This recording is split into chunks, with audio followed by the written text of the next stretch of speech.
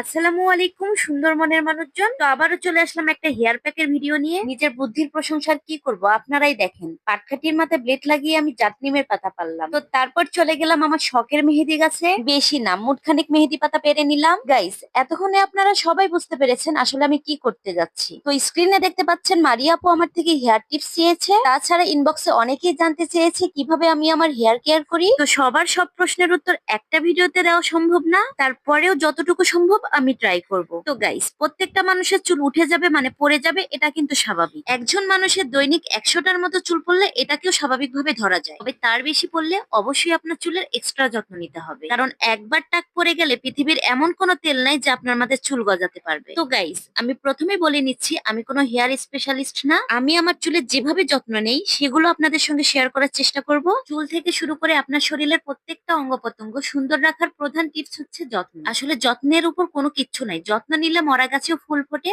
অসুন্দর চুল সুন্দর হয়ে যায়। তো এখানে আমি জাতনিমের পাতা আর মেহেদি পাতা নিয়ে নিলাম, আর দেবো অ্যালোভেরা। অ্যালোভেরা যে প্রত্যেকটা মানুষের ত্বক ও চুলের জন্য কতটা উপকারী যদি কেউ না জেনে থাকেন তাহলে নেটে সার্চ দিয়ে দেখবেন। আর এই অ্যালোভেরা আমাদের এলাকায় পাওয়া যায় না বললেই চলে। তো অ্যালোভেরা কেটে নেওয়ার পর দেখা যায় হলুদ রঙের এক ধরনের পদার্থ থাকে, যেটা আমাদের ত্বক এবং চুলের জন্য খুবই ক্ষতিকারক। তো আমি সবসময় ব্যবহার করার আধা ঘন্টা আগে ফ্রিজ থেকে বের করে কেটে রেখে দেই, তাহলে খুব সহজে ভিতর থেকে তরল পদার্থ পড়ে যায়, যার ফলে পিওর অ্যালোভেরা জেল পাই। আমি গত 4-5 বছর ধরে এভাবেই ইউজ করে আসতেছি। তো গত 4 বছর আগেও কিন্তু আমার চুল মোটামুটি ছোট ছিল, বিভিন্ন ধরনের হেয়ার কাট দিতাম, কালার করতাম, এক কথায় যত ধরনের অত্যাচার ছিল সবকিছু করেছি এই চুলের সাথে, যার কারণে আমার অতিরিক্ত পরিমাণে চুল পড়তো। আমার এখনো মনে পড়ে আমি যখন মাথায় শ্যাম্পু করতাম আমার কি পরিমাণ চুল পড়তো, আর ওই পরিমাণ চুল যদি আর কিছুদিন পড়তো তাহলে এখন আমার মাথার চাঁদি দেখা যেত। তো ওই অবস্থা থেকে বর্তমানের এই অবস্থা আসলে স্বপ্নের মতো লাগে। তো গাইস, আমি মনে করি এগুলো আমার অনেক কষ্টের আর ধৈর্যের ফসল। মানুষ যেভাবে গাছপালার যত্ন করে সেম ভাবে আমি আমার চুলের যত্ন করি। আমার হেয়ার কেয়ারের শুরুর দিকে সপ্তাহে 3 দিন হেয়ার প্যাক লাগাতাম। সেই প্যাকটাতে ছিল